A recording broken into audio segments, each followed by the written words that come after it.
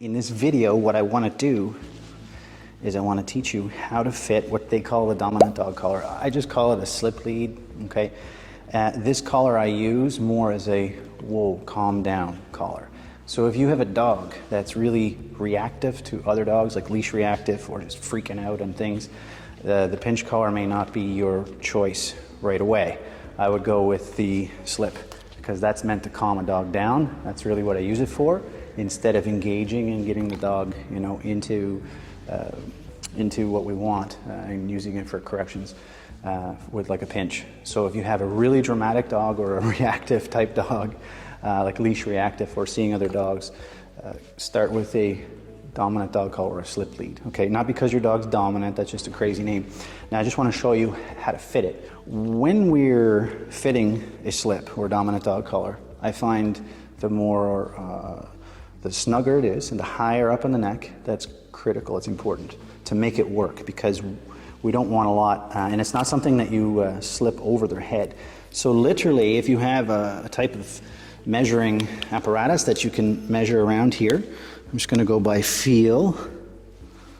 Okay, so she's about 16 inches, okay?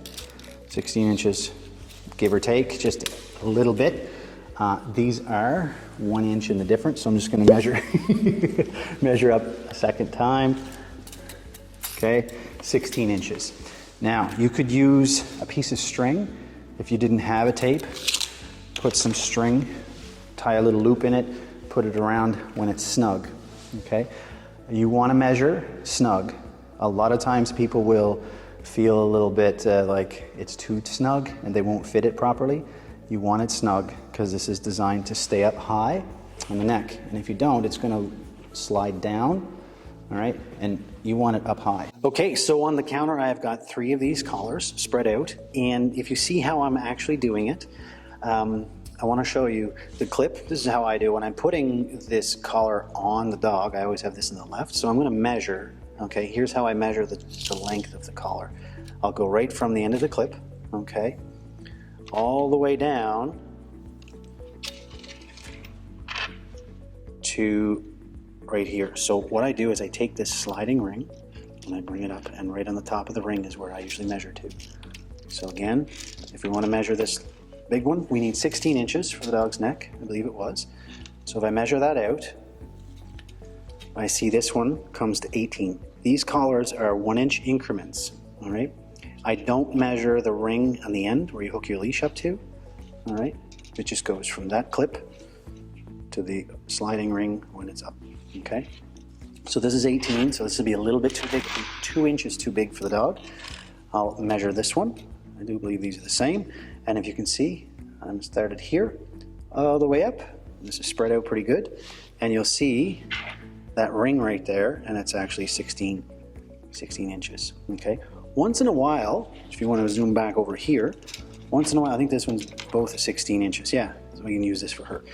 Once in a while, you'll see that you might get this a little bit over the 16 mark. If you do, if you have a measurement that's a little bit over, I recommend rounding down, okay? Another tip just before, I've measured in this video with this because it is very, very flimsy and stuff, but most tape measures are not. This I wouldn't recommend. This is ideal if I would have had this at the very beginning, because this you can put right around the dog's neck, okay? So to measure, use a string or use a cloth type measuring tape. Or if you are really good at measuring and you don't mind, these ones can give you a little bit of a false, especially the thick ones, a false measurement, because you're going around the dog's neck, and these aren't really, especially this way. I wouldn't do it that way, okay? So cloth or a string or a little tiny one, it all works pretty good. Get your dog's measurement on the neck, behind the ears, and we'll do the rest. But basically, this one's showing me it's 16 inches, and this is the one we'll use. If you have a really strong dog that does like to, just got issues or anything, brass is the best, okay? So you can get brass clips, you can check them out in the store, all right? So when I put this on, I always do this so that the dog, and you can actually come right over my shoulder if you want to, you want your left, you want this clip in your left hand while the dog is looking at you. So think of this, left, look at me, right? So then I'm going to have it up high and right up high around the neck. So you can see when I put that together, there's not a lot of room. It almost looks like it's choking the dog or too tight, but it's not. And that's how it's going to fit. Now, how do I know it's not too snug? I can get my fingers between there and I can run it all the way around, okay? But I cannot get my hand, and that's important, my whole hand under there, because if I did, that means this would be too loose. This is a pretty good fit, really good fit, okay? Now how do I know? Is because when I pull this ring, all right, I don't want, when there's a proper fit, you're a good girl sitting there, thank you very much. Little reinforcement. When I put the leash on this, and I pull, I don't want any more than the length of my finger. In fact, I don't really even want that much, if ideally, but watch when I hook it up. Here, you sit still. Here, okay? I pull. That is almost, so right there, now I can barely get my finger in there. So there's the snug, there's where it's tense, but she's not being choked or anything like that.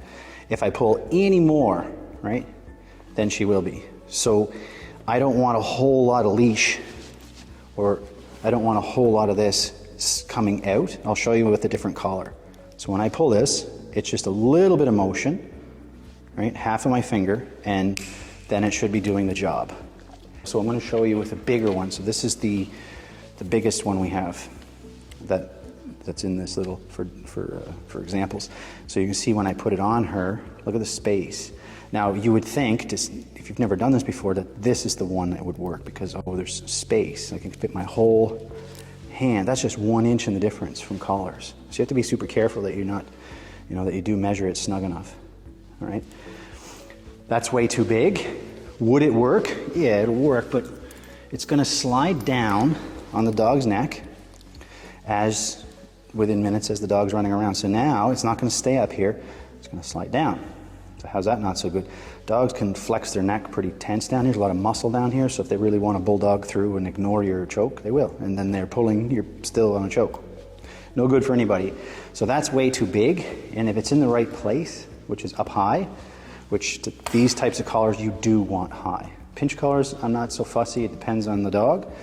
This has to go high. If it's not up here, it's not working properly. So when I pull it, you can see there's a whole lot more out, right? Longer than my finger, and she still doesn't really care. That's just extra that you have to pull. So you don't want this. This would be too big, okay? That is how you would fit and put on your slip. You just, again, recap. The clip goes in your left hand when the dog is looking at you, not facing away from you. So just like that. And then I just put it right underneath the chin and then right up back of the head. I'll hold it like this. And you want to hook it into that sliding ring, not the end. This is where your leash goes in this one. Okay? If you do it the opposite way, where if you put your leash in the opposite hand, okay, it's not going to be as effective. Because when I go to pull, I can't pull straight up and it won't release. So you don't want that. Unless your dog is actually doing work and positions in the opposite side of your body. This program we do a lot of the left. You can do the right if you want to. If you do happen to do a lot on the right, then this would be reversed, okay? So this is for a dog that's on the left. Clip on the left, goes on the left, dog's on the left, all right? So I hope that helps. That's how you fit and use your dominant dog collar. As always, if you'd like more training and coaching, I have a couple of videos on this page. One is my free video series you can sign up for. You get 6 videos. One will be sent to you every single day for 6 days. That gives you a pretty good foundation on the science and nature of how I train. And if you'd like coaching or training, then go to dukeferguson.com or unleashpotential.ca and find out all of the ways that we can serve and support you and your dog.